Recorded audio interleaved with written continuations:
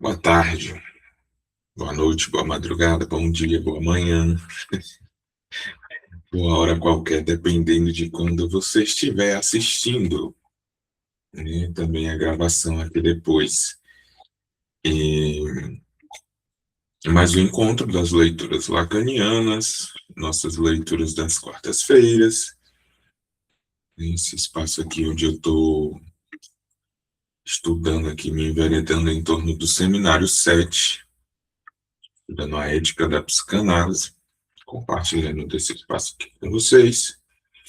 A gente vai estar avançando pelo capítulo 8 hoje, né? Pela lição 8, em torno do problema da sublimação, o objeto e a coisa, na página 127. Então, vamos lá. O objeto e a coisa, né? Os títulos determinados pelo Jacques Millais, os tópicos aqui também selecionados pelo Jacques Millais, né? A psicologia dos afetos, o mito kleiniano da mãe, os apólogos kantianos, a sublimação e perversão, ou apólogos de Jacques Prévert, colecionador.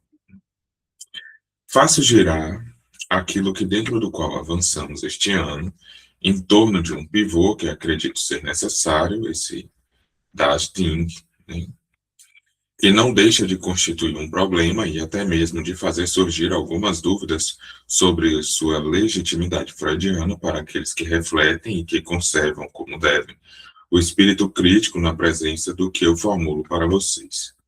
Assumo plenamente a responsabilidade desse Dasdim, cuja exata importância vocês poderão conceber na medida em que ele aparecerá como necessário a nosso progresso.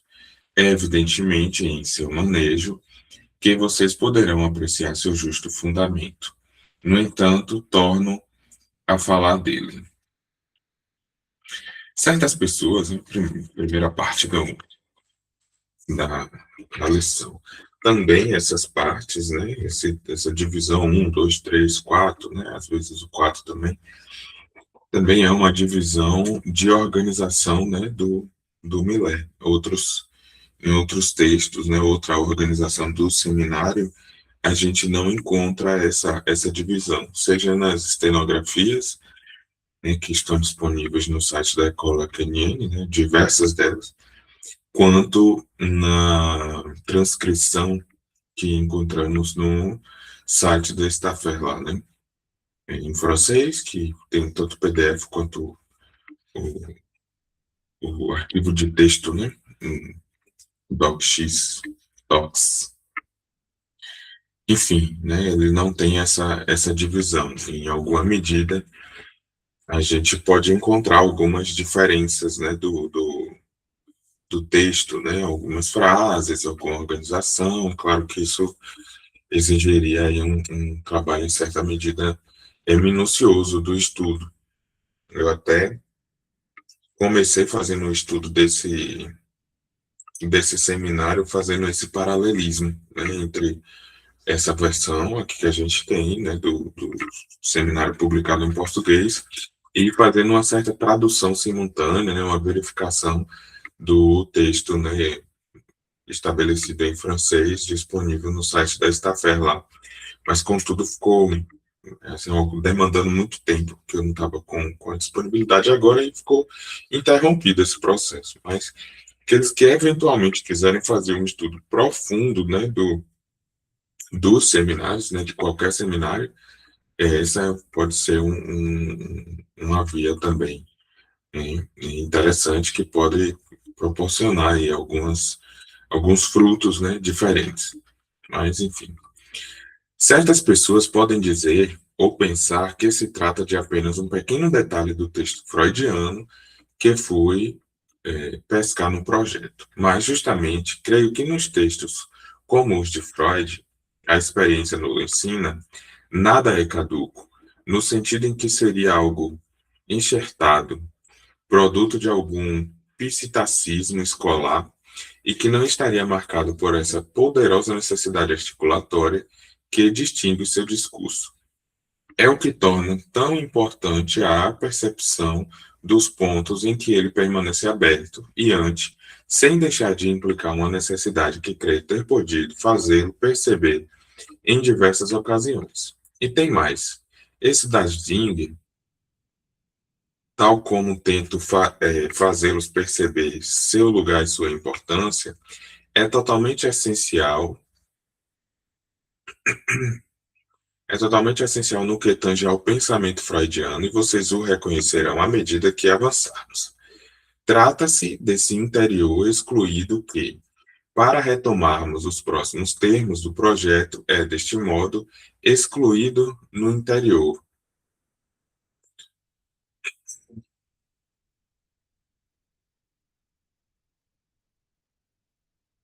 No interior de quê? De algo que se articula, muito precisamente nesse momento, como o real-it, que quer dizer, então, o real derradeiro da organização psíquica, real concebido como hipotético, no sentido em que ele é suposto necessariamente um lust-it.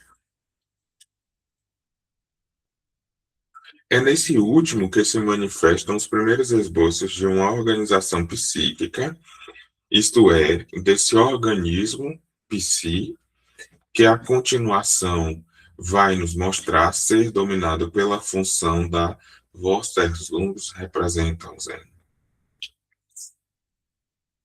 Não são apenas representações, porém, os representantes da representação, o que corresponde muito precisamente ao rumo que antes de Freud tomou todo o conhecimento dito psicológico, dado que, primeiramente, ele tomou a forma de um atomismo.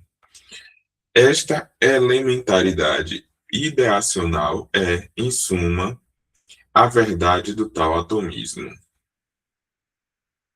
Por uma espécie de necessidade essencial, todo o esforço da psicologia tentou dela desprender-se, mas ela não pôde desprender-se, insurgir-se contra o atomismo, a não ser desconhecendo essa floculação que submete sua matéria, e sua matéria é o psiquismo, a textura sobre a qual o pensamento se estabelece, em outros termos, a textura do discurso como cadeia significante. Essa é a própria trama sobre a qual a lógica se edifica, com o que ela acrescenta mais e fornece de essencial, que é a negação, o splitting, a Spaltung, a divisão,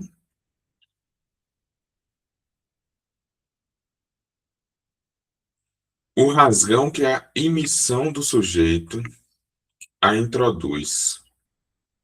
A psicologia está submetida à condição atomista de ter de manejar a Vorstellungsrepresentanzen, uma vez que a matéria psíquica está floculada nelas mesmas.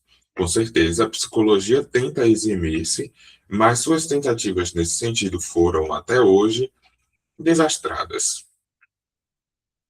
Não preciso fazer mais do que lembrar-lhes o caráter confuso dos recursos à afetividade, e isso a tal ponto que, mesmo quando é no interior da análise que essa referência é feita, ela nos leva sempre para algo da ordem do impasse, e a respeito da qual percebemos que não se trata da linha na qual nossa pesquisa pode deveras progredir. É claro que não se trata de modo algum de negar aqui a importância dos afetos.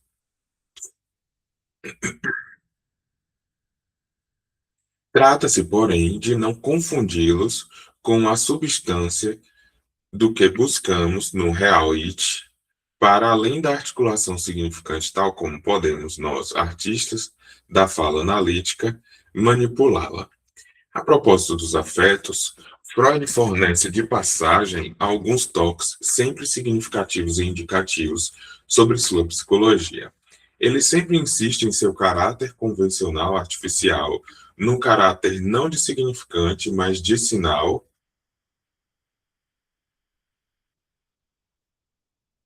a que, no final das contas, podemos reduzi-los.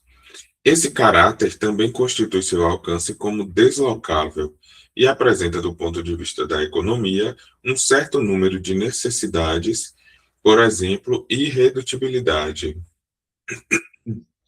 Mas não são os afetos que dão a chave dessa essência econômica e até mesmo dinâmica, que é profundamente buscada no horizonte, no limite, dentro da perspectiva analítica. É algo mais opaco e mais obscuro, ou seja, as noções energéticas da metafísica analítica. É verdade que essa metapsicologia chega hoje a ordenar-se em categorias extremamente qualitativas. Basta nos indicar aqui a função recentemente promovida do termo de libido dessexualizada. Essa referência a uma tal noção qualitativa é cada vez mais difícil de ser sustentada por uma experiência qualquer, e bem menos ainda por uma experiência que se poderia chamar de afetiva. A psicologia dos afetos, teremos talvez um dia de estudá-la juntos. Gostaria simplesmente para forçar o caráter inadequado do que foi efetuado nessa ordem até hoje, e especialmente na análise de propor-lhes, incidentemente, alguns temas de meditação. Por exemplo, sobre um afeto como a cólera. São pequenos exercícios práticos laterais que lhes forneço. O emprego das categorias precisas, às quais os incito a se referirem, poderia talvez explicar por que, na história da psicologia e da ética, se interessaram tanto pela cólera e por que nos interessamos tão pouco na análise. O que Descartes, por exemplo, articula sobre a cólera satisfaz plenamente a vocês? A hipótese de trabalho que lhe sugiro, a qual seria preciso ver se cola ou se não cola, é de que a cólera é certamente uma paixão que se manifesta por meio de tal correlato orgânico ou fisiológico, por meio de tal sentimento mais ou menos hipertônico e até mesmo elativo, mas que necessita talvez como que de uma reação do sujeito, mas que necessita, talvez, como que de uma reação do sujeito a uma decepção, ao fracasso de uma correlação esperada entre uma ordem simbólica e a resposta do real. Em outros termos, a cólera está essencialmente ligada ao que expressa essa fórmula de Peggy, que eu disse numa circunstância humorística. É quando as cavilhazinhas não entram nos furinhos. Reflitam sobre isso e vejam se pode servir-lhes. Isso tem todo um tipo de aplicação possível, até mesmo, inclusive, de se ver aí o índice de um esboço de organização simbólica do mundo nas raras espécies animais em que se pode efetivamente contestar algo que se assemelhe com a cólera. Pois é bastante surpreendente que a cólera esteja notavelmente ausente no reino animal, no conjunto de sua extensão. A direção na qual se envereda o pensamento freudiano é sempre a de colocar o afeto na rúbrica do sinal. E Freud tenha chegado a colocar, no termo da articulação de seu pensamento, a angústia, na cota do sinal, já deve ser para nós suficientemente significativo. Mas o que buscamos está para além da organização do Loschit, uma vez que está ligado, num caráter fenomenal, ao maior ou menor investimento do sistema das Vorstellungsrepresentanzen, ou seja, dos elementos significantes do psiquismo. Eis algo que está aí para permitir-nos, pelo menos operacionalmente, definir o campo de Dajing na medida em que tentamos avançar no terreno da ética. E como o pensamento de Freud progrediu a partir de um ponto de partida terapêutico, podemos tentar definir o campo do sujeito na medida em que ele não é apenas o sujeito intersubjetivo, o sujeito submetido à mediação significante, mas o que está por trás desse sujeito. Com esse campo, que chamo de campo do Dasding, Somos projetados para algo que está muito além do âmbito da afetividade. Movediço, confuso, mal discernido, por falta de uma organização suficiente de seu registro. Algo de muito mais essencial que tento desde então designar-lhes em nossas palestras anteriores às deste ano. Não é o registro da simples Willy, no sentido schopenhaueriano do termo, uma vez que, ao contrário de representação, Schopenhauer quer fazer da essência da vida seu suporte. É um registro em que existe, ao mesmo tempo, a boa vontade e a má vontade. Esse volens nolens, que é o verdadeiro sentido dessa ambivalência, que se apreende mal quando é abordada no nível do amor e do ódio.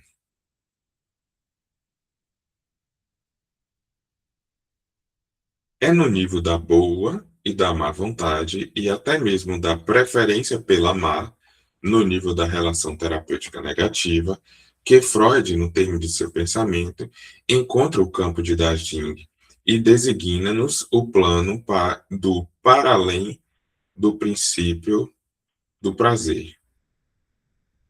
É como um paradoxo ético, que o campo de Dasing é reencontrado no final e que Freud aí nos designa o que na vida pode preferir a morte.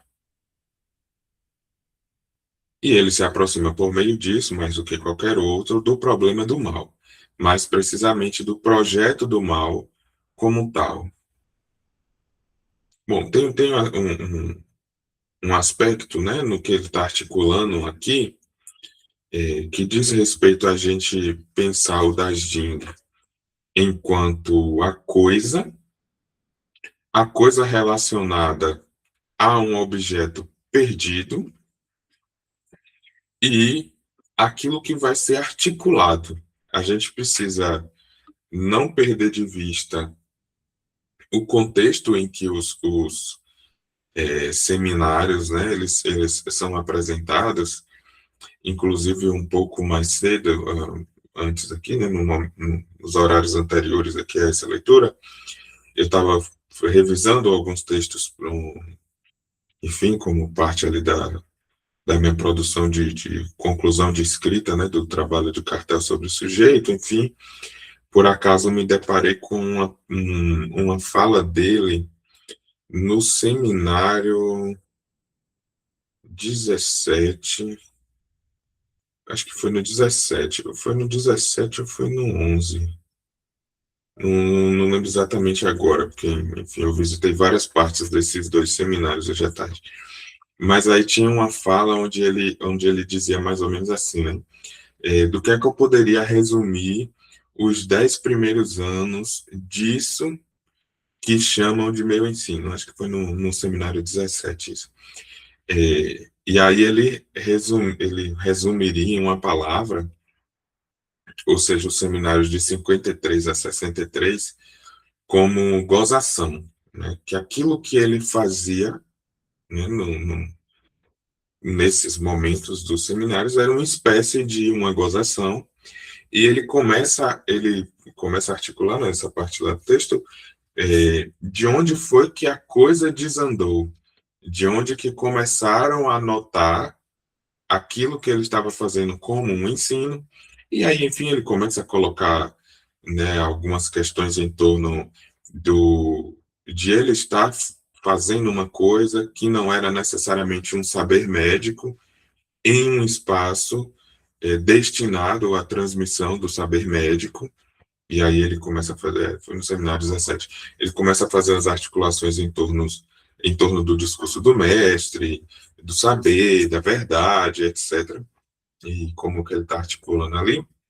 Mas e depois ele faz uma brincadeirazinha também de quem se incomodou, né, quem que começou a denunciar o que ele fazia, e aí dizendo de que aqueles que estavam no espaço com ele estava fumando, e aí era porque a fumaça que saía daquele espaço invadia a biblioteca que ficava logo acima, né, do auditório, e aí aqueles que estavam na biblioteca não estavam podendo respirar, enfim, ele estava fazendo todo uns trocadilhos, assim, umas metáforas, né, para criticar daquilo que ele estava colocando ali como um saber, né, da psicanálise, como um ensino de psicanálise, em contraponto, assim, né, vamos lembrar que o título do seminário 17 é o avesso da psicanálise, e o avesso da psicanálise seria justamente, né, o discurso do mestre.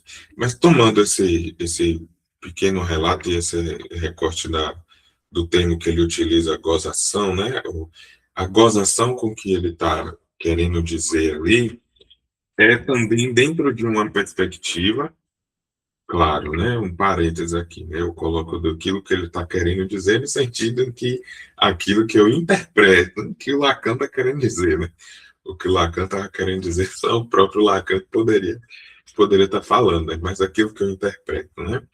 O, o que ele vai colocar em termos desse sentido da gozação, tudo que ele está falando nesses seminários, aqueles que a gente tem, né, como 1, 2, 3, 4, 5, 6, 7, 8, 9, 10, que são seminários até o Lacan ser convidado a se retirar, né, para não dizer em outros termos, como o próprio Lacan disse, ser excomungado da, da instituição que ele fazia parte, para que essa instituição fosse aceita na IPA, né, como uma instituição pertencente à IPA. E aí ele, enfim, vai fazer toda uma reformulação dos seus seminários, vai mudar de local, etc., e também de postura. Esses 10 primeiros seminários, eles eram concentrados em reler Freud, né? Então, por mais que no 11, 12 em diante, ele ainda fale de Freud, ainda mencione textos freudianos, já não se faz necessariamente numa estrutura de releitura e comentário, né? Praticamente esses seminários 10, eles têm um tanto essa estrutura de tomar um texto e tomar um tema, né? Então, fazer a leitura, a construção de um tema em torno de um texto freudiano ou de alguns textos. O seminário 7 aqui, por exemplo, a gente está basicamente vendo as reflexões aqui, a construção que o Lacan está fazendo em torno do texto, né, do projeto para uma psicologia científica e o texto do mal-estar na cultura, né, o mal-estar na civilização, dependendo da tradução. Então, tudo isso corresponde a um contexto, né? Existe um contexto onde esse texto está inserido. O primeiro seminário, ele é de 53 a 54, o seminário 10, ele é de 63. Né? Então, nesses anos aí, a gente tem alguns textos bem importantes, textos nos escritos, por exemplo, né? A gente tem o texto da situação da psicanálise em 1956, a gente tem o texto da instância da letra, né? Ou a razão desde Freud, tem um texto a posição do sujeito, se eu não me engano, é de 60. Não, a posição do sujeito não, a posição do inconsciente, se eu não me engano, é de 60 ou é 63. Então, são textos que têm, em alguma medida, um teor crítico, né, muito crítico de Lacan, à psicanálise que está sendo praticada. E esses estudos, né, que estão concentrados aí, eles não se resumem necessariamente a esse momento em que tem o seminário, em que Lacan se encontra, geralmente ali nas quartas-feiras, com essas pessoas ali que são sua audiência, né, que estão ali no auditório.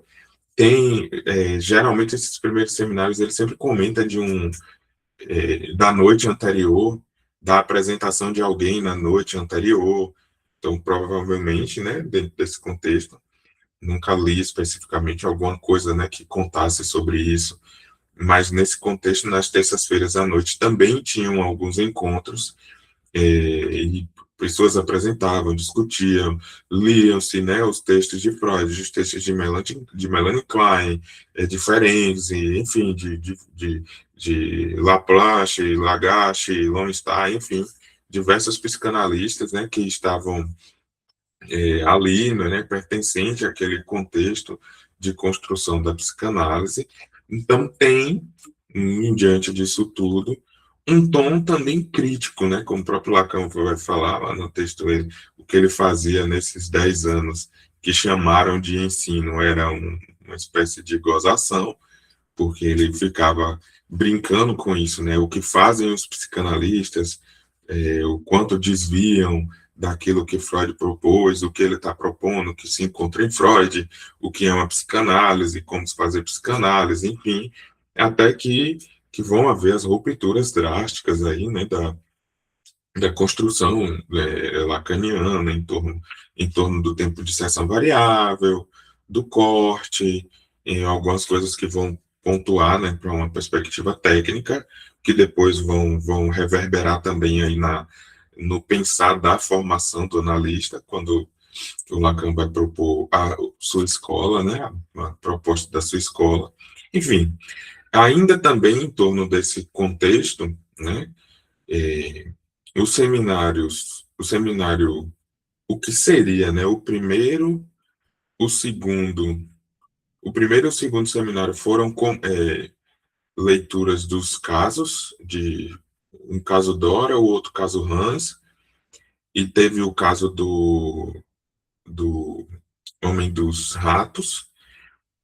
O Homem dos Ratos ainda não se tornou seminário, mas tem o texto, né, o mito individual do neurótico, que teria sido uma apresentação pública que o Lacan fez para dar notícias do seminário que ele tinha apresentado durante o ano em torno, né, dos comentários sobre o texto do Homem dos Ratos. E aí depois ele vem para os escritos técnicos, né, depois vem para o eu na teoria freudiana, depois vem para a psicose aí o seminário da psicose, o seminário 3 é um estudo do caso Schreber, né, de Freud, no seminário 4 das relações de objeto, né? No 5, as formações do inconsciente, ele vai estudar os xixes, as falhas, os lapsos, etc., onde ele dá os indícios, né, de como isso estaria articulando o desejo, né, como o desejo estaria articulado aí em torno dessas formações do inconsciente, o sonho como a realização de desejo, etc. E aí o seminário 6 vai se tornar um seminário sobre o desejo, onde o Lacan vai propor o, o grafo do desejo, vai formular, né, o grafo do desejo. No seminário 7, a ética da psicanálise, ele vem trazendo a pauta a questão do objeto e do objeto perdido, né, o das Ding, na coisa, né, ele vai fazendo todas essas relações, essas distinções, se das Ding é a coisa, o objeto perdido, etc. E aí, do seminário 7 ele vai para o seminário 8 que é a transferência. Então, o desejo, as formações do inconsciente, que está articulado com o desejo, que está articulado com a ética da psicanálise, que está articulado com a transferência. Para separar a transferência daquilo que não é transferência, seminário 9 é sobre a identificação. E o seminário 10 é sobre a angústia, que é onde ele vai formalizar, por exemplo, o conceito de objeto pequeno a. O A minúsculo, ele já aparece, né, em diversas outras situações anteriores, em matemas, aparece no grafo do desejo, aparece como imago, né, como imagem, né, tem o A, a linha, enfim, tem o A minúsculo, ele aparece em alguns momentos anteriores ao seminário 10, mas no seminário 10 que esse algarismo, né, ele vai tomar esse valor de conceito como um objeto pequeno a. Então, tudo isso dizendo respeito a um contexto onde esses seminários eles estão inseridos. Isso fazem com que, em alguma medida, tomando apenas o seminário, a gente fique apenas com um recorte das coisas, um resumo das coisas. Ou seja, às vezes vai parecer que a gente não está entendendo tudo, realmente a gente não vai estar entendendo tudo, porque boa parte disso está relacionado com o contexto em que essa fala, proferida em um seminário de uma maneira oral, que depois foi transcrita, transformada em um texto para ser publicado, chega até nós. Né? Sempre a comunicação, não sei se o Lacan vai dizer que já falta, né? Já tem um equívoco, imagine, diante de todas essas circunstâncias. Então, conforme precisa-se é, ler todos esses 10 seminários, por exemplo, para entender tudo que o Lacan formula nesses 10 primeiros anos, não necessariamente, mas claro que algumas coisas que ficam assim em suspenso quando a gente faz a leitura de um seminário, né, assim no meio do caminho, algumas coisas que ficam em suspenso, elas precisam, né, eventualmente, ou vão encontrar uma maneira de decantar, né, no processo de estudo também desses outros seminários e desses outros textos, em que Lacan eventualmente vai dando mais notícias e articulando outras coisas com isso que era as questões, né, discutidas, debatidas e trabalhadas nesse mesmo momento. Então, tem um contexto associado a isso que ele está dizendo, com uma certa entonação de estou falando disso aqui que vocês já sabem disso que estamos trabalhando, porque ele estava falando para pessoas que estavam vivendo a psicanálise ali, daquele momento, né, contemporâneo a ele. Nós não necessariamente estamos vivendo, né, algo, por mais que algumas vezes tenhamos coisas parecidas, a gente vive um outro contexto, uma outra realidade, né, em outras questões, e a gente tem acesso aqui a apenas um recorte.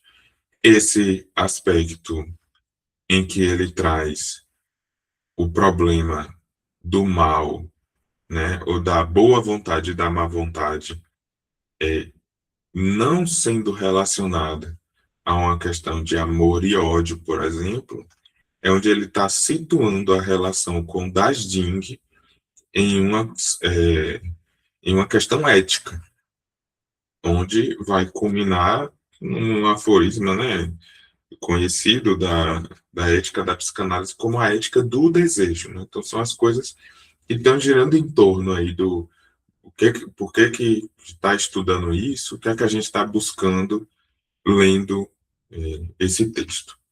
Mas, enfim, vou retomar a leitura. Se em algum momento alguém quiser fazer algum comentário, alguma pergunta também, discordar, enfim, pode ficar à vontade, só levantar a mãozinha, se não souber como ou não estiver conseguindo, também é só abrir o microfone e começar a falar. Não tem problema. Continuando, isso é nos designado através de tudo o que vimos no início deste ano de seminário. Está isso num canto da obra de Freud, em que se poderia deixá-lo passar, considerá-lo como contingente e até mesmo caduco?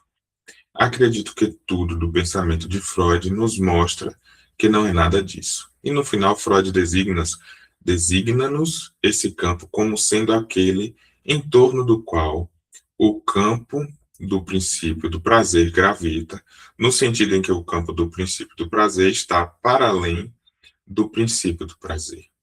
Nem o prazer nem as tendências organizadoras, unificadoras, eróticas da vida, de modo algum bastam para fazer do organismo vivo, das necessidades e precisões da vida, o centro do desenvolvimento psíquico. O termo operacional adquire seguramente, nesse caso, assim como em todo processo de pensamento, todo o seu valor. Esse das Ding não está completamente elucidado, mesmo que, no entanto, dele nos sirvamos. A etiqueta operacional pode deixar-lhes uma certa insatisfação humorística, pois o que tentamos designar por isto é precisamente aquilo com o que lidamos, cada um e todos, de maneira menos operacional.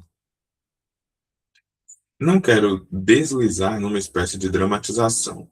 Todas as épocas acreditaram ter chegado ao máximo do ponto de acuidade de uma confrontação com não sei que terminal, para além do mundo, pelo qual o mundo se sentiria ameaçado. Mas o ruído do mundo e da sociedade fornece-nos justamente a sombra de uma certa arma incrível, absoluta, que é manejada diante de nossos olhos de uma maneira verdadeiramente digna das musas. Não creiam que seja imediatamente para amanhã. Já no tempo de Leibniz, podia-se acreditar, sob formas menos precisas, que o fim do mundo estava iminente. Mas, no entanto, essa arma suspensa em cima de nossas cabeças, 100.000 vezes mais destrutiva do que aquela que já é, centenas de mil vezes mais destrutiva do que aquelas que precederam, imagine-na sendo arremessada contra nós, do fundo dos espaços, num satélite portador. Não sou eu quem está inventando isso, pois todos os dias sacodem na nossa frente uma arma que poderia pôr em causa o próprio planeta como suporte da humanidade. Lacan, na década de 60, início da década de 60, né? Aqui ele já está em 1960. Vamos lembrar que Lacan viveu a Segunda Guerra Mundial, foi médico na Segunda Guerra Mundial, servindo a França, né? Presenciou as bombas atômicas, vivenciou o início da Guerra Fria e ele está trazendo isso também à tona aqui como um tema, né, onde ele está articulando as questões da humanidade. E o fato da humanidade ter a possibilidade de destruir o próprio planeta, né, que é o suporte da humanidade, né, da existência desse ser vivo, ser humano. Né. Aplique-se a essa coisa, talvez um pouco mais presentificada para nós pelo progresso do saber, do que ela jamais foi na imaginação dos homens, a qual, entretanto, não deixou de com ela se divertir. Apliquem-se, portanto, a essa confrontação como um momento em que um homem, um grupo de homens, pode fazer com que a questão da existência fique suspensa para a totalidade da espécie humana. E verão, então, no interior de vocês mesmos, que nesse momento das Ding encontra-se do lado do sujeito. Verão que vocês suplicarão ao sujeito do saber, que terá engendrado a coisa em questão. Sujeito do saber. Essa outra coisa, a arma absoluta para fazer o balanço, e como vocês almejarão que a verdadeira coisa esteja nesse exato momento nele, em outros termos, que ele não libere a outro, como simplesmente se diz, é preciso que isso exploda, ou que se saiba por quê. Pois bem, após essa pequena digressão que a palavra operacional me sugeriu, e sem recorrer a visões tão dramáticas, não se ousa mais dizer escatológicas, visto a materialização muito precisa das coisas, vamos retomar a essência de Dajin, lá onde efetivamente lidamos com ela. Mais exatamente, como é que lidamos com ela no âmbito da ética? 2. Trata-se para nós não apenas de aproximar das Ding, mas seus efeitos, sua própria presença no âmago da tramóia humana, ou seja, de se ir vivendo no meio da floresta do desejo, dos desejos, né? E dos compromissos que os tais desejos estabelecem com uma certa realidade, seguramente não tão confusa quanto se pode imaginar. As exigências da realidade apresentam-se com efeito facilmente sobre a forma das exigências que chamamos da sociedade. Freud não pôde deixar de levar isso seriamente em consideração, mas é preciso dizer imediatamente por que viés ele o aborda e que lhe permite ultrapassar a pura e simples antinomia sociedade-indivíduo, em que o indivíduo é, desde então, estabelecido como o eventual lugar da desordem.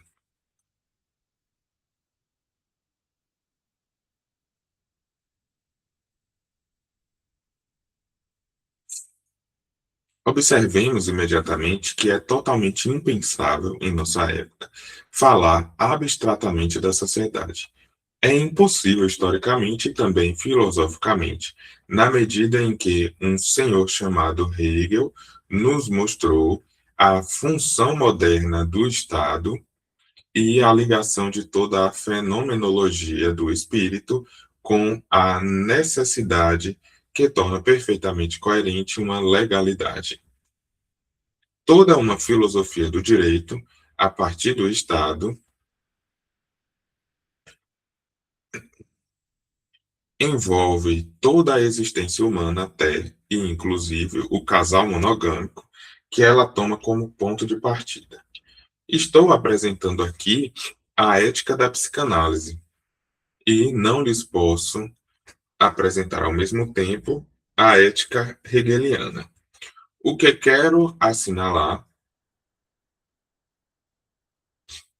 é que elas não se confundem. No ponto de chegada de uma certa fenomenologia, a divergência entre o indivíduo e a cidade, entre o indivíduo e o Estado, se rompe. Em Platão, igualmente, as desordens da alma encontram-se referidas à mesma dimensão. Trata-se da reprodução na escala psíquica das desordens da cidade.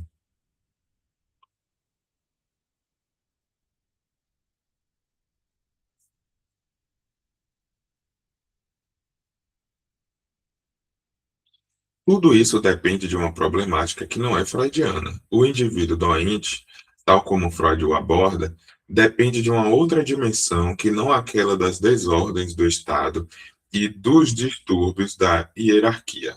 Freud lida com o indivíduo doente como um tal, com o neurótico, com o psicótico. Ele lida diretamente com as potências da vida na medida em que desembocam nas da morte. Ele lida diretamente com as potências que emanam do conhecimento do bem e do mal. Eis-nos, portanto, com das Ding, tendo de nos virar com ele. O que lhes digo, para dizer a verdade, não deveria absolutamente surpreender, pois quero apenas designar-lhes o que ocorre na comunidade analítica. Os analistas estão tão possuídos por esse campo do Dajing que tanto responde à necessidade interna de sua experiência, que a evolução da teoria analítica está dominada pela existência da escola dita kleiniana, e é absolutamente espantoso ver que, quaisquer que sejam as distâncias, as reservas e até mesmo o desprezo que tal outra seção da comunidade analítica pode testemunhar-lhe, é ela que polariza e orienta toda a evolução do pensamento analítico e até o esforço que é feito por nosso grupo. Pois bem, rogo-lhes reconsiderar toda a articulação kleiniana com a chave que lhes forneço. A articulação kleiniana consiste nisto: ter colocado no lugar central de Dajing, o corpo mítico da mãe. Primeiramente, é em relação a ele que se manifesta a tendência agressiva, transgressiva, mais primordial, as agressões primitivas e as agressões retornadas. Por outro lado, no registro em que agora temos de nos interrogar sobre o que é a noção da sublimação na economia freudiana, encontramos a escola kleiniana cheia de ensinamentos, ou seja, a própria Melanie Klein, ou ela Sharp, na medida em que nesse ponto ela segue plenamente. Recentemente, um autor americano, que no entanto não é absolutamente kleiniano, escreveu sobre a sublimação como princípio da criação nas belas artes. Em seu artigo, ao qual voltarei, A Theory Concerning the Creation in the Free Arts, o senhor Lee,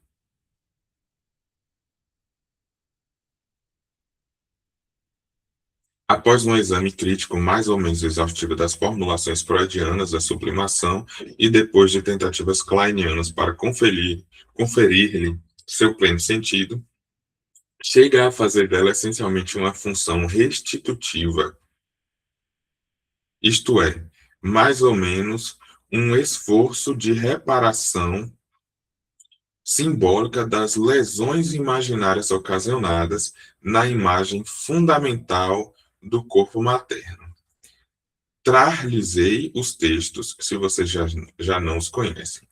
Mas digo-lhes logo que a redução da noção de sublimação a um esforço restitutivo do sujeito em relação à fantasia lesada do corpo materno não é seguramente a melhor solução do problema da sublimação, nem do próprio problema topológico metapsicológico. Não obstante, há aí uma tentativa de abordar as relações do sujeito com algo primordial, seu apego ao objeto fundamental, o mais arcaico, do qual meu campo, operacionalmente definido, do Das Ding, confere o contexto.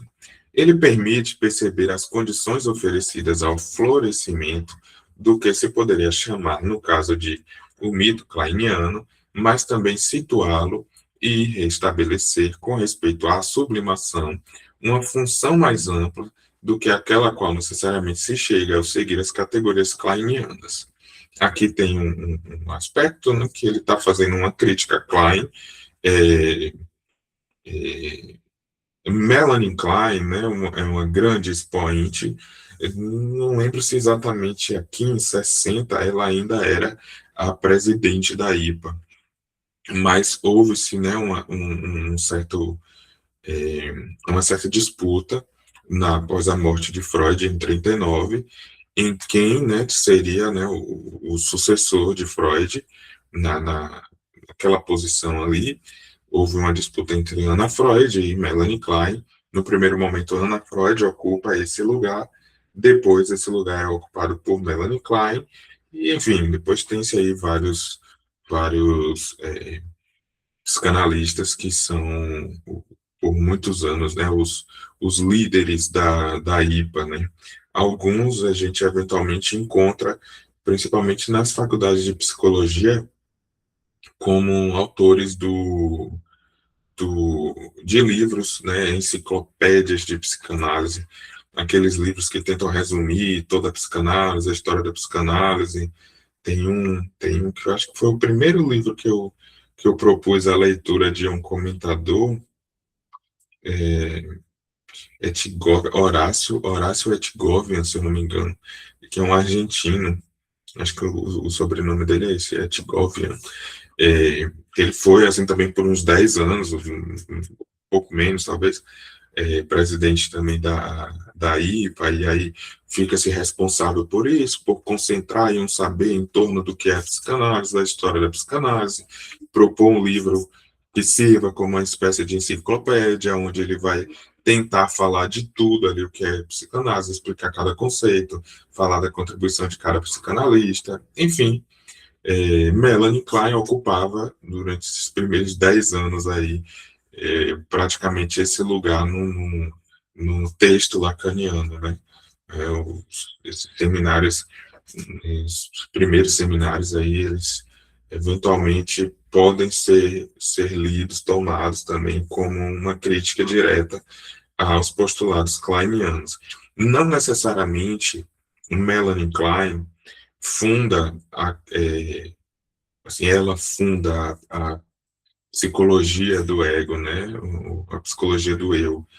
Isso seria mais articulado assim diretamente pelo Erik Erikson e também pelo Lowenstein. O Lowenstein, inclusive, foi o psicanalista que foi o analista de data de Lacan, de 32 a 36, se eu não me engano, ou de 34 a 38, uma coisa assim. Mas aí foi quem fundou, né? Quem aparece como os fundadores, provavelmente dito, dessa corrente que seria a psicologia do ego. Muito fundamentado aí nos estudos desenvolvidos por Anna Freud, por Melanie Klein também.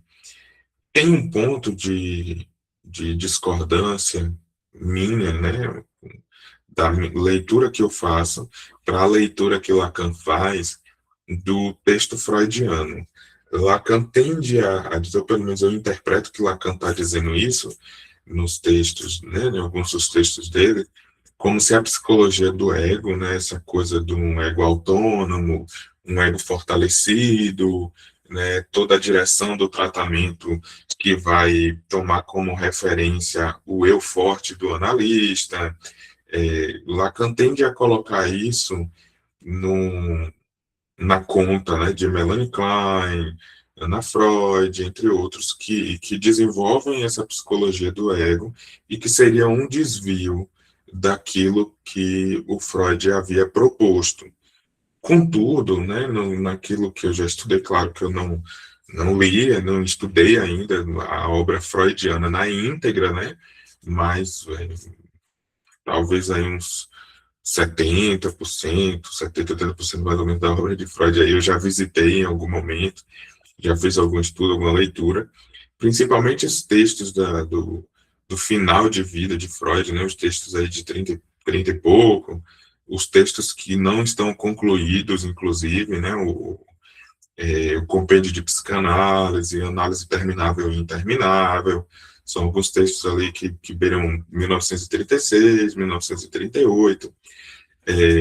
Eu encontro ali uma forte construção de Freud de uma concepção de uma análise para um eu forte. Então, eu não acho, eu digo assim, que a psicologia do ego, em alguma medida, é o suprassumo daquilo que estava pretendendo Freud no final da sua obra. Pelo menos essa é a leitura que eu tenho, a interpretação que eu tenho. Talvez divirja, e como é que seria essa palavra, né?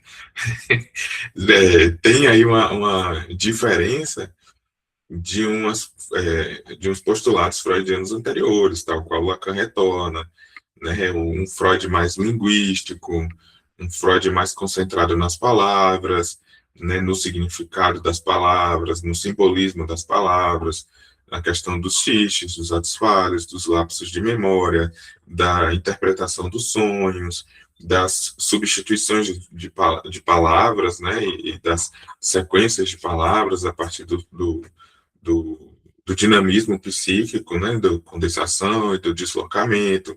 Então, esse Freud que o Lacan lê e retoma, né, ele estabelece como Freud ao qual ele retorna, talvez sim a gente possa fazer uma leitura bem distinta desse Freud com o Freud de uma psicologia do eu.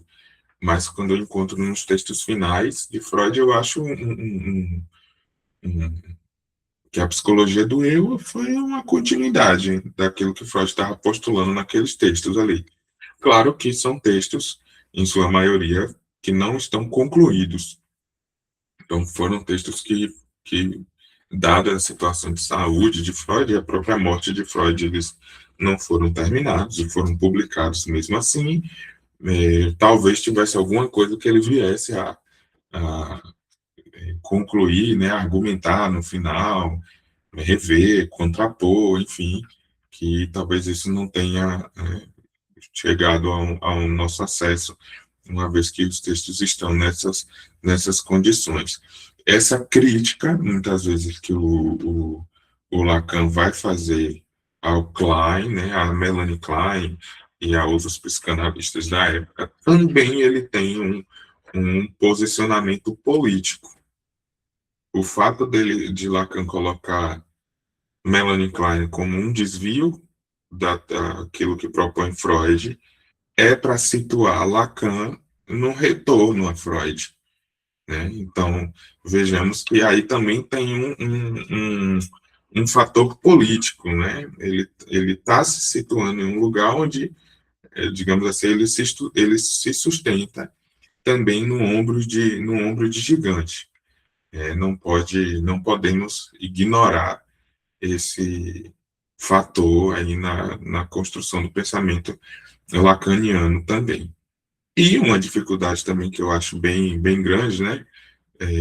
A gente já precisa demarcar, quando a gente faz o estudo de Freud e o estudo de Lacan, ou seja, quando a gente lê o texto de Freud e lê o texto de Lacan, existe o Freud do texto de Freud, que é Freud ali escrevendo, tentando transmitir uma ideia, um pensamento para a gente, como diz o Clóvis de Barro, né?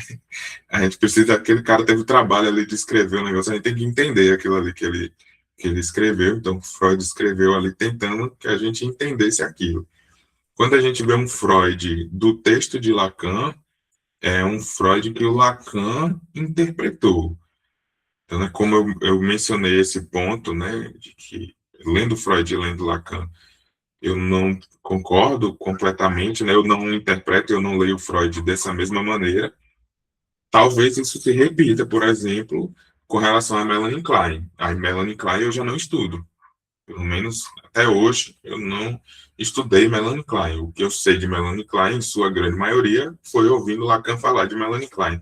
Né? Nunca, não me recordo se eu li algum texto de Melanie Klein, por exemplo, na faculdade de psicologia, eu nem me recordo desse texto, de ter lido com quase pretensão nenhuma. Talvez ali na disciplina de desenvolvimento infantil, enfim, de desenvolvimento da criança e do adolescente, eu tenha lido alguma coisa, mas sem ligar muito. Então, eu não considero que eu posso dizer que eu estudei Melanie Klein e eu consigo fazer uma comparação do que Melanie Klein falou e do que Lacan está dizendo que Melanie Klein falou. Isso é também digamos assim, uma coisa que está aí, assim, Lacan falou isso, e aí?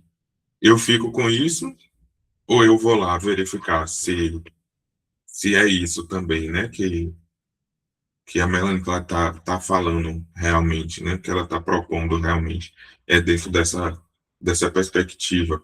É um ponto de desafio aí, em termos de pesquisa, em termos de construção, para a gente compreender o que o texto também aqui tá falando, ou o que o texto alcança.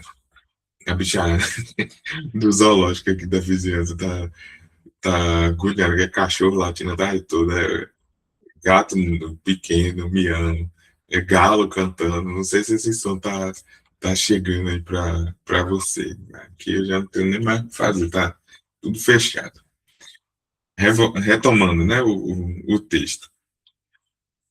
Os analistas mais ou menos adeptos destas últimas chegam, indícolos imediatamente, nem que tenha de justificá-lo depois, a uma noção bastante reduzida e bastante pueril do que se poderia chamar de uma aterapia. Eu nem vi isso antes.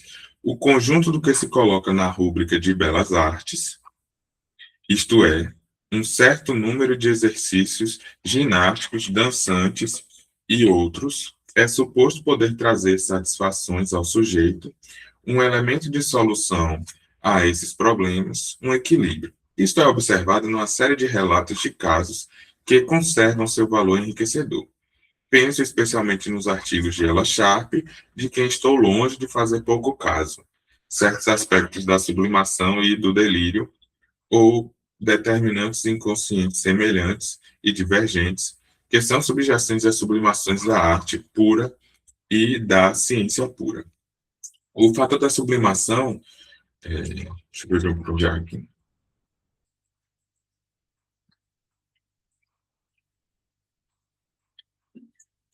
No encontro passado, eu mencionei, né, sobre um, uma parte onde a sublimação, eu não era para ter verificado exatamente aonde, mas tem uma lição, né, das conferências introdutórias de 1917 que Freud fala sobre a sublimação como, como uma saída, né, uma saída, digamos assim, inventada ou possibilitada pela arte, né? Então ele diz, né, dos artistas, dos poetas, dos músicos, como alguém que encontra uma saída à sua neurose através da sublimação. E é claro que assim, uma coisa bem pontual e não numa articulação muito bem produzida, mas abre, em certa medida, indícios para esse lugar também, para essa leitura, que ele está fazendo uma crítica à terapia, ou arte-terapia, né, esse vínculo à sublimação, a sublimação entrando aí como, vou chamar de movimento, não sei se movimento é a melhor palavra, mas o movimento da dinâmica psíquica, né, seria o deslocamento e condensação aqueles que participam, né, da construção de um sonho, e teria a sublimação.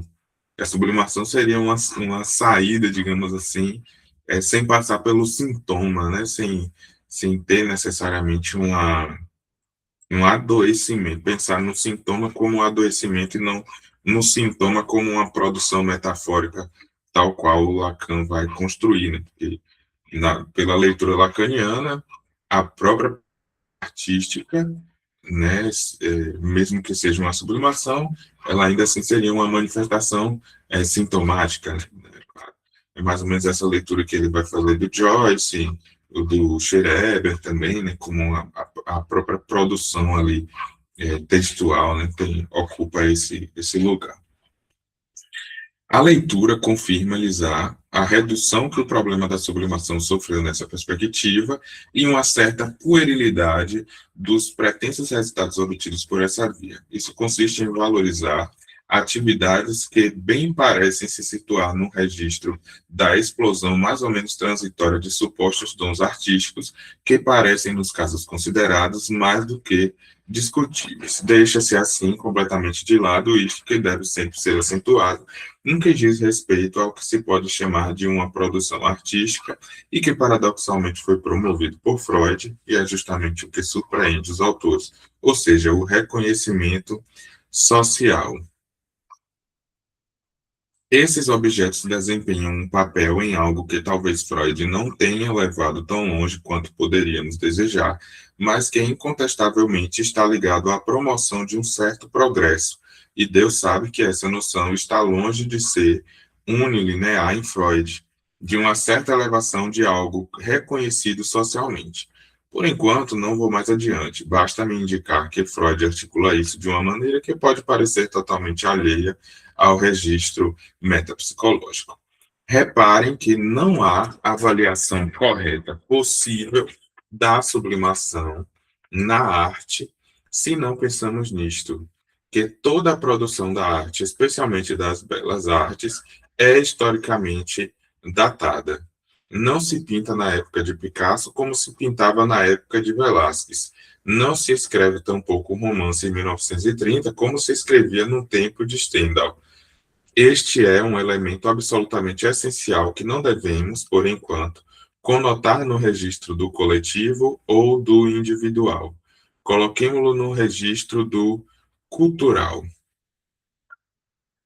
O que é que a sociedade pode aí encontrar de satisfatório?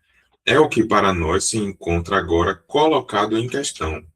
É aí que reside o problema da sublimação, uma vez que é criadora de um certo número de formas, da qual a arte não é a única.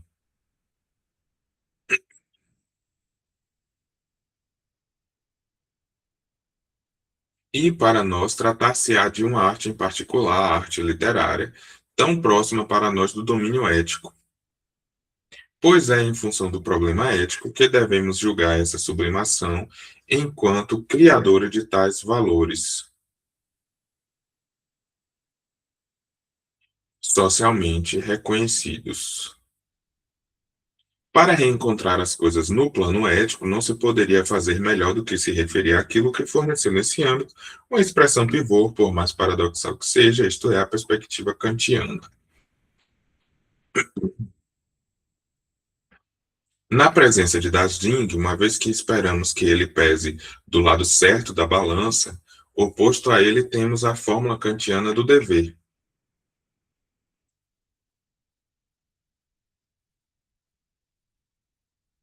É uma outra maneira de dar o peso. Kant faz intervir a regra da conduta universalmente aplicável. Em outros termos, o peso da razão. Certamente, mas é preciso ainda mostrar como a razão pode pesar na balança. É sempre proveitoso ler os autores no original. Outro dia mostrei-lhes o trecho da transposição do horizonte do Smers da dor como correlativa do ato ético. Pude dar-me conta de que, mesmo para alguns dentre vocês, para quem esses textos tiveram, num dado momento, uma familiaridade muito grande, isso passou despercebido. Pois bem, se vocês abrirem a crítica da razão prática, verão que Kant para fazer-nos acreditar na incidência do peso da razão, inventa um exemplo para o nosso emprego que tem, em seu frescor, um caráter magnífico. Trata-se de um apólogo duplo, com a intenção de fazer-nos perceber o peso do princípio ético puro e simples, a prevalência possível do dever como tal para com e contra tudo, isto é, para com e contra tudo concebido justamente como vitalmente desejável. O móvel da prova reside na comparação de duas situações. Suponham, diz Kant, que para conter os desregramentos de um luxurioso, realiza-se a seguinte situação. Lá no quarto está a dama em direção ao qual momentaneamente seus desejos o conduzem. É-lhe deixada a possibilidade de entrar nesse quarto para satisfazer seu desejo ou sua necessidade, mas na porta de saída há o cadafalso, onde ele será enforcado. Isso não é nada, e não é aí que está o fundamento da moralidade de Kant. Verão em que reside o móvel da prova. Kant nem pisca ao afirmar que o cadafalso será uma inibição suficiente. Não há possibilidade de um cara ir trepar pensando que vai para o cadafalso na saída. Em seguida, mesma situação no que diz respeito ao término trágico, trata-se, porém, de um tirano que oferece a alguém a escolha entre o cadafalso e sua graça, com a condição de que ele preste falso testemunho contra seu amigo. Kant põe em evidência, e com razão, que se pode conceber que alguém coloque na balança a sua vida contra o fato de prestar um falso testemunho, sobretudo se, nesse caso, o falso testemunho não deixa de ter consequências fatais para a pessoa contra a qual é dirigido. O ponto espantoso é que o poder da prova é aqui restituído à realidade, quero dizer, ao comportamento real do sujeito. É no real que Kant nos roga olhar qual é a incidência do peso da razão, que ele identifica aqui com o peso do dever. Ao segui-lo nesse terreno, há, no entanto, uma coisa que ele parece escapar. É que, afinal, não está excluído que o sujeito da primeira cena, em determinadas condições, não digo que se ofereça ao suplício, pois em nenhum momento o apólogo é levado a esse termo, mas que ele considera oferecer-se. Nosso filósofo de Königsberg, personagem tão simpático, e não estou dizendo que se trata de alguém de pequena envergadura, nem que tenha mirradas capacidades passionais, não parece de jeito algum considerar que em condições suficientes do que Freud chamaria de Umbeschauung, supervalorização do objeto, e que vou desde agora chamar de sublimação do objeto, em condições em que o objeto da paixão amorosa toma uma certa significação, e é nesse sentido que tenho a intenção de introduzir a dialética, onde pretendo ensinar-lhes a situar o que é realmente a sublimação. Portanto, que em certas condições de sublimação do objeto feminino, em outros termos, de exaltação do amor, exaltação historicamente datável, e da qual Freud nos dará até mesmo o indício dessa pequena nota, da qual lhes falei no outro dia, em que nos diz que, para o moderno, o relevo da libido é atribuído antes ao objeto do que à tendência. Isso coloca, aliás, uma questão imensa, e é a ela que pretendo introduzi-los, se é claro, isso lhes convier. E ela nos levará a passar algumas sessões sobre algo do qual já lhes disse no outro dia, a uniformidade com Hamlet na história germânica, ou seja, a mini, isto é, uma certa teoria e prática do amor cortês. E por que nos recusaríamos a isso se passamos tanto tempo com explorações etnográficas? Sobretudo se lhes afirmar que isso interessa certos rastros em nós da relação com um objeto que não são concebíveis sem esses antecedentes históricos. Portanto, que em certas condições de sublimação esse ultrapassamento seja concebível, e, de todo modo, a literatura dos contos representa algo do ponto de vista fantasioso, se não estritamente histórico. Mas, afinal, bem que existem fatos diversos, ocorrências, a se recolher. Se bem que se pode dizer que não é impossível que um cavalheiro que durma com uma mulher estando seguríssimo de si, pelo cadafalso ou por outra coisa, estraçalhado na saída, isto é, isso, é claro, permanecendo na seção dos excessos passionais, seção que nos coloca outras questões, outras tantas questões, não é impossível que esse senhor considere friamente esse final na saída, pelo prazer de cortar a dama em pedaços, por exemplo.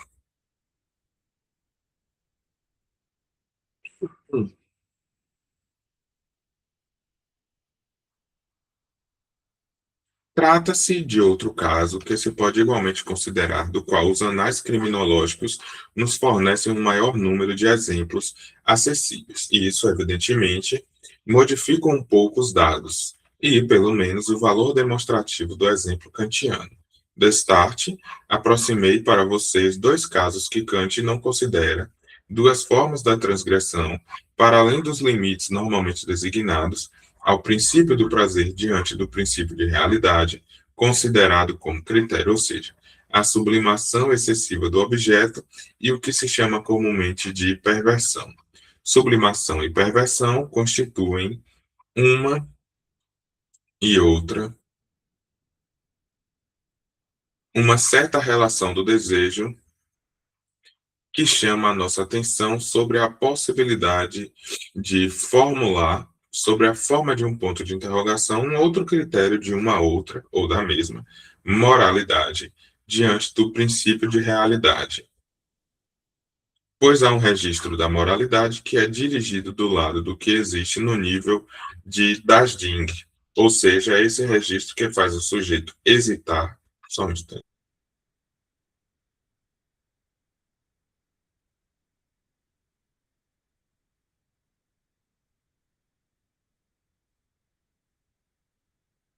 Achei que eu ia espirrar aqui, mas parece que passou.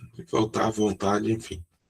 Ou seja, esse registro que faz o sujeito hesitar no momento de prestar falso testemunho contra Dasdim, isto é, o lugar do seu desejo,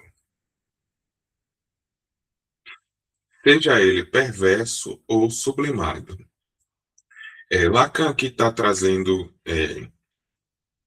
a sublimação e a perversão em torno da ética, em torno da moralidade e em torno do desejo. Isso traz também um ponto aí de dificuldade,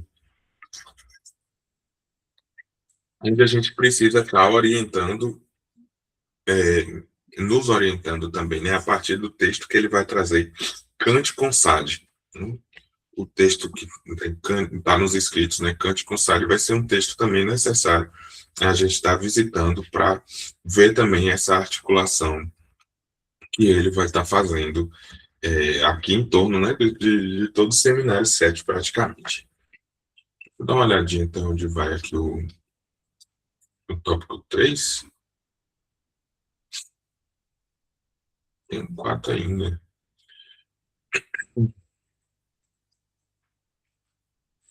6 páginas. Boa tarde, Mar. Aqui, nós só podemos progredir grosseiramente nas veredas de nosso bom senso, o de analistas, que não é um bom senso assim tão alheio ao bom senso em geral.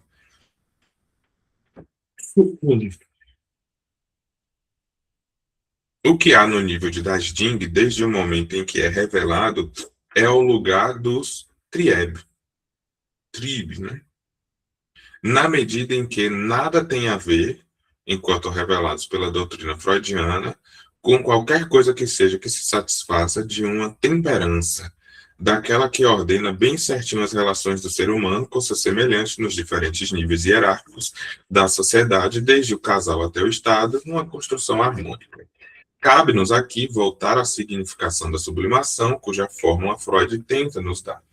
A sublimação é, para ele, vinculada aos tribos como tais e é o que constitui, para os analistas, toda a dificuldade de sua teorização.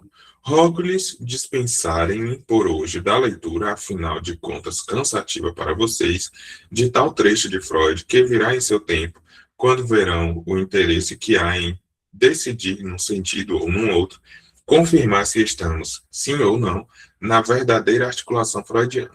Mas não penso poder sustentar esse interesse para a massa da Assembleia de vocês sem mostrar-lhes o que viso quer dizer, onde quero levá-los. Trata-se, na sublimação de uma certa forma, diz-nos Freud, de satisfação dos tribe, que se traduzem propriamente por instintos e que é preciso traduzir por pulsões. Deixa eu fazer um grifo aqui. Eita, mas bugou.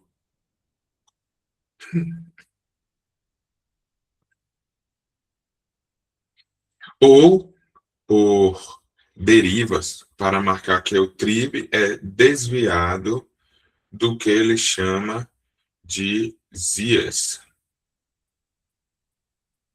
ou de Ziel, né? Seu alvo,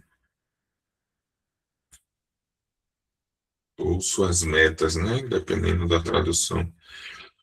A sublimação nos é representada como distinta dessa economia de substituição, onde se satisfaz habitualmente a pulsão na medida em que é recalcada. O sintoma é o retorno por via de substituição significante do que se encontra na ponta da pulsão como seu alvo. É aqui que a função do significante adquire toda a sua importância, pois é impossível, sem colocá-la em jogo, distinguir o retorno do recalcado da sublimação como modo de satisfação possível da pulsão.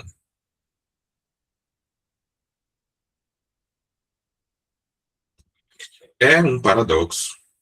A pulsão pode encontrar seu alvo em outro lugar que não seja naquilo que é seu alvo, sem que se trate aí da substituição significante que constitui a estrutura sobredeterminada, a ambiguidade, a dupla causalidade, do que se chama de compromisso sintomático. Essa noção não parou de propor sua dificuldade aos analistas e aos teóricos. O que pode querer dizer essa mudança de alvo? Trata-se justamente de alvo e não propriamente falando de objeto. Embora, como já ressaltei para vocês da última vez, este entre rapidamente em consideração. Não esqueçamos que Freud nos faz precocemente observar que convém não confundir a noção de alvo com a de objeto. Há muito especialmente um trecho que eu lerei para vocês quando for conveniente, mas do qual posso desde agora lhes dar a referência. Na Einführung des Narzissmus, né, Introdução ao Narcisismo, se não me falha a memória, no que diz respeito ao objeto, Freud acentua a diferença existente entre sublimação e idealização, uma vez que a idealização faz com que a identificação do sujeito ao objeto intervenha, enquanto que a sublimação é coisa bem diferente. Indico, para aqueles que conhecem alemão, um pequeno artigo de 1930, de Richard Sterber, Zur Problematik der Sublimirungsler, se é algo assim de sua natureza, publicado na International Zeitschrift, que faz bastante bem o balanço das dificuldades que os analistas encontravam na época com essa noção. Isto é, após um artigo de Benfield, fundamental no assunto, e ao mesmo tempo que um artigo de Glover, no International Journal of Psychoanalysis, de 1971, Sublimation, Substitution and Social Anxiety. Veja que Lacan está citando, né, aqui, por exemplo, alguns autores, né, Richard Sterber, Benfield, Glover, que são autores que, por exemplo, que a gente não lê, a gente não ouve, são nomes que a gente pouco dá importância e que ele está colocando aqui essas publicações em torno de 1930 como questões que os psicanalistas estavam lidando ali naquela época, né? Com esse último artigo em inglês, vocês vão penar muito mais, pois ele é extremamente longo e difícil de compreender. Olha lá, canta falando de um artigo que é difícil de compreender. Porque desloca literalmente o padrão da sublimação por todas as noções até então conhecidas da análise para tentar ver como se pode fazê-lo colar com tal ou tal nível da teoria. O resultado desse sobrevoo é surpreendente. É uma retomada de toda a teoria analítica de ponta a ponta que mostra, em todos os casos, de forma evidente, a extraordinária dificuldade que existe em se utilizar a noção de sublimação na prática, sem se chegar às contradições que pululam nesse texto. Gostaria de tentar mostrar-lhes, já em que direção vamos estabelecer a sublimação, nem que seja para que possamos, em seguida, experimentar seu funcionamento e seu valor.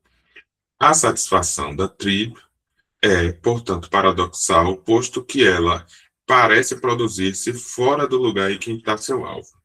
Vamos nos contentar em dizer, com Sterba, por exemplo, que efetivamente o alvo mudou, que era sexual antes e que agora não é mais?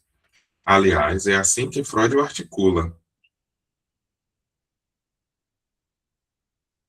Daí é preciso concluir que a libido sexual tornou-se dessexualizada. E eis porque vossa filha é muda. Vamos nos contentar com o registro kleiniano, que parece conter uma certa verdade mais parcial, e falar da solução imaginária de uma necessidade de substituição, de reparação em relação ao corpo da mãe? Essas fórmulas provocarão todo aquele que não se contentar com soluções verbais, no sentido em que isto quer dizer vazias de todo sentido, interrogando um pouco mais de perto o que está em questão na sublimação. Vocês devem, desde já, pressentir em que sentido pretendo dirigir nosso assunto. A sublimação, que confere ao tribe uma satisfação diferente de seu alvo, sempre definido como seu alvo natural, é precisamente o que revela a natureza própria da tribo, uma vez que ela não é puramente o instinto, mas tem relação com das din como tal, com a coisa, dado que ela é distinta do objeto. Para guiar-nos, temos a teoria freudiana dos fundamentos narcísicos do objeto, da sua inserção no registro imaginário. O objeto, uma vez que especifica as direções, os pontos de atrativo do homem em sua embocadura, em seu mundo, uma vez que o objeto lhe interessa por ser mais ou menos sua imagem, seu reflexo, esse objeto precisamente não é a coisa.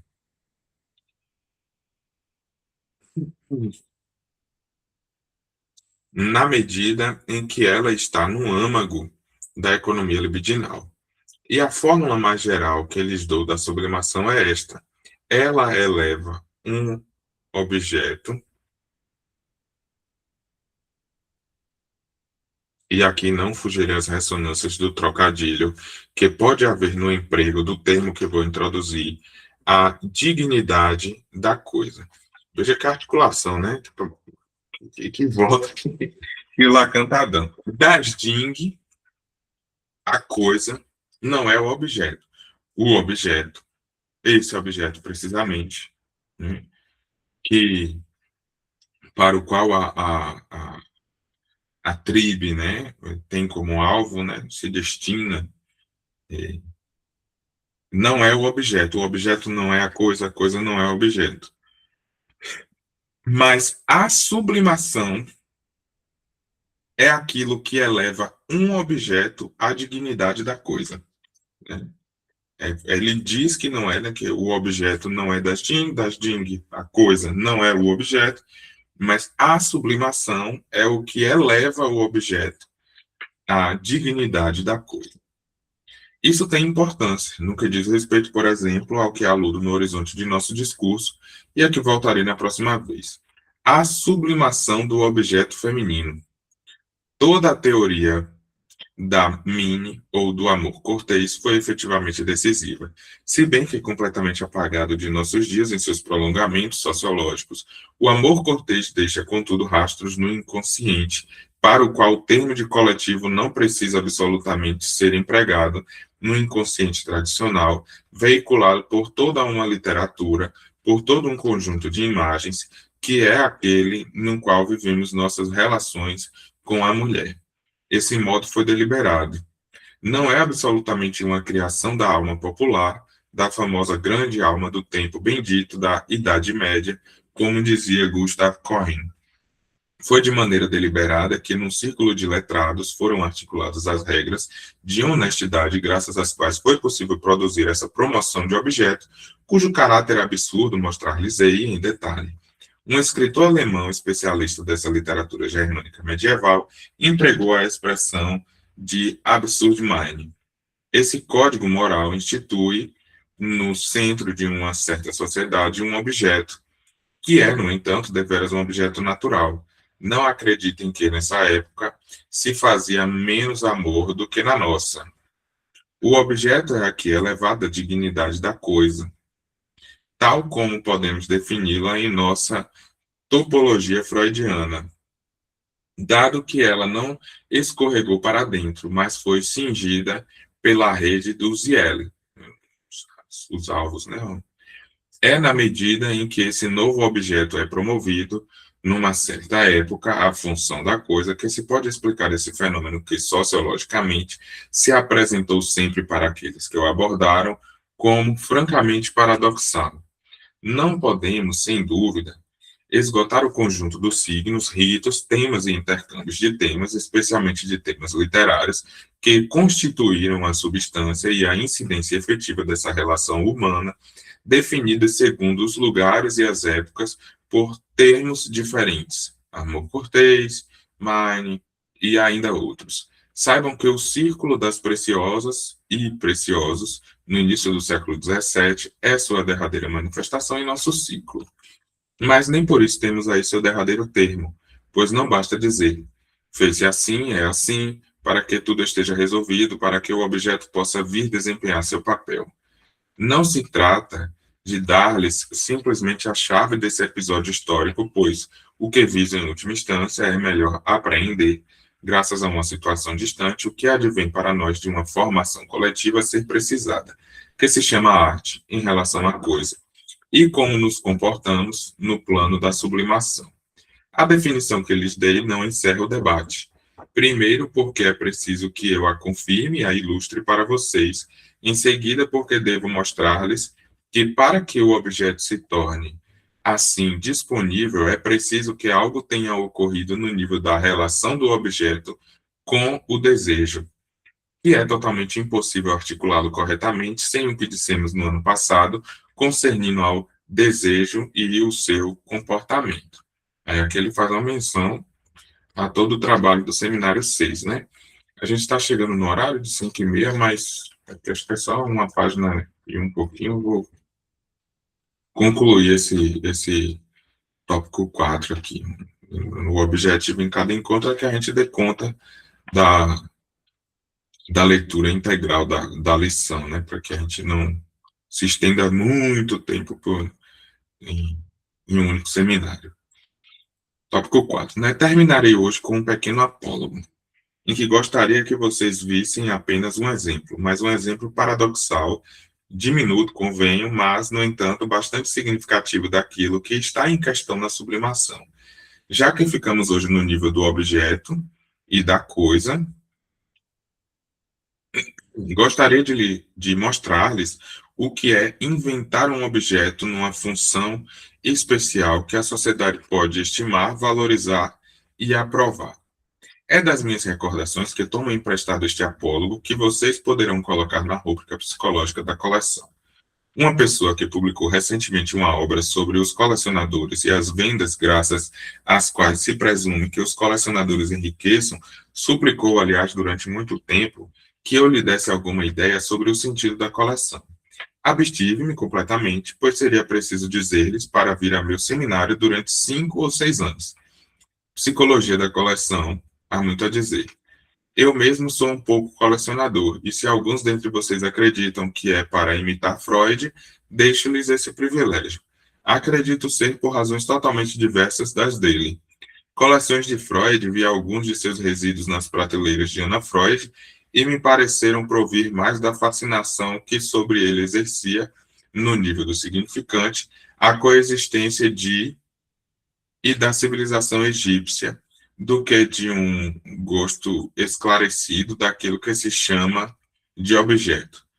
Não entendi se isso aqui é um pi, tipo, quando tem a narração, né, que a pessoa vai falar uma palavra que não pode ser pronunciada, vai pi, no meio do negócio, assim, não perdeu-se, né, a palavra do que o Lacan falou aqui.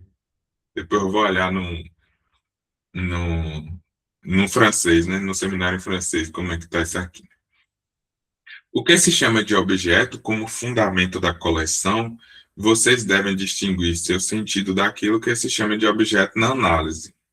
Na análise, o objeto é um ponto de fixação imaginário, dando em qualquer registro que seja satisfação em uma pulsão.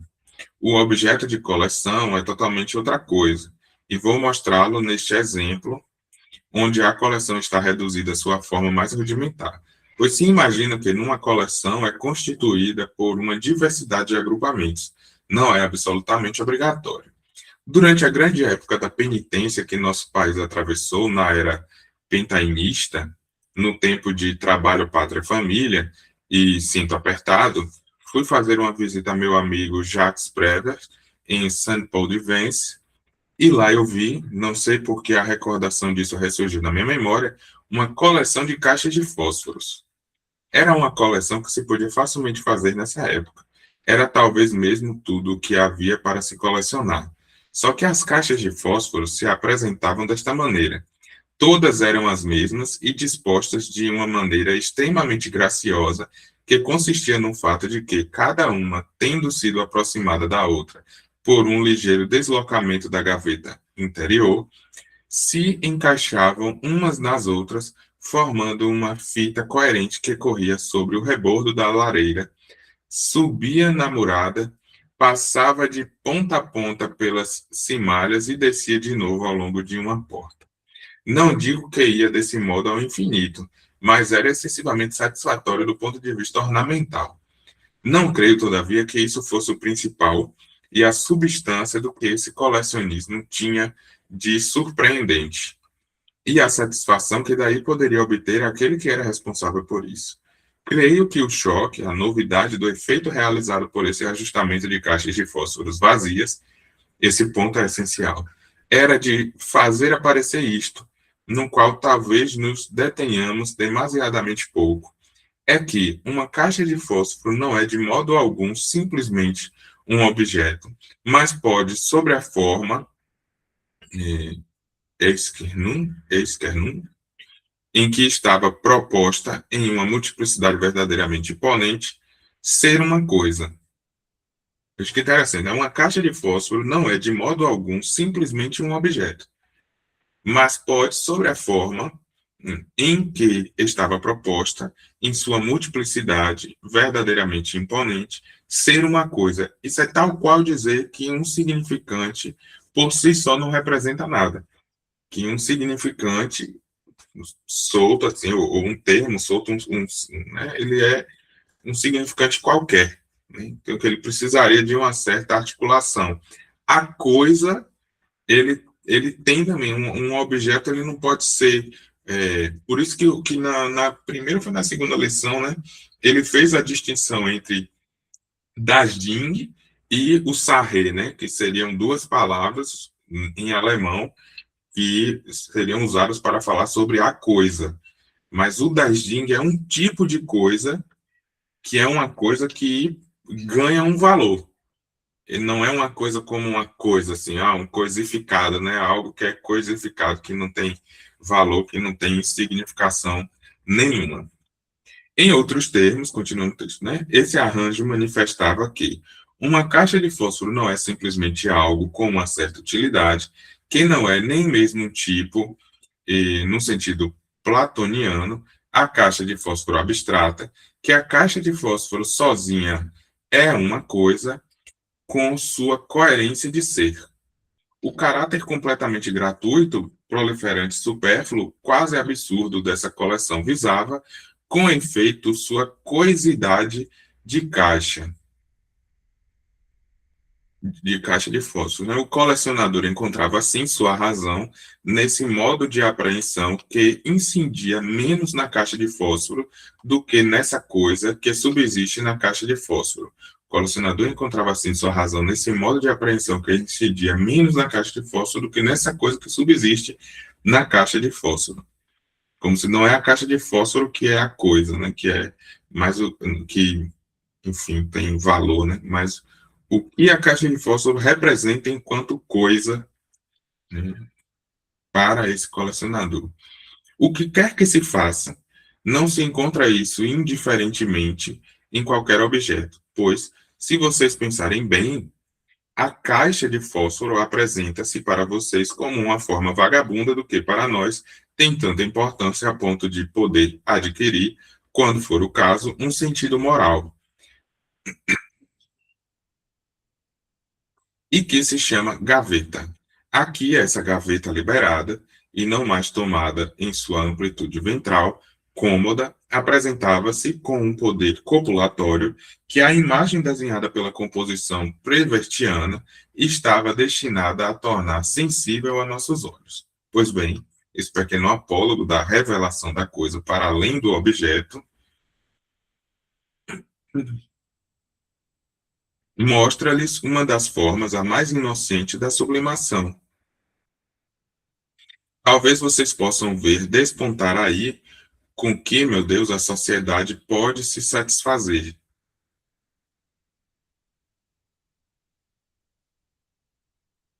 E é uma satisfação, pelo menos nesse caso, é uma satisfação que não pede nada a ninguém. É, tem uma coisa interessante, principalmente com a leitura desse capítulo, que faz ficar um pouco. Não é necessariamente compreensível, mas como se fosse mais palpável o que articula os Lavós Zizek, né, nos textos dele, inclusive no texto que lemos, né, nas leituras paralelas do Como Ler o Lacan, que inclusive está no YouTube, está no meu site, né, para quem eventualmente não acompanhou.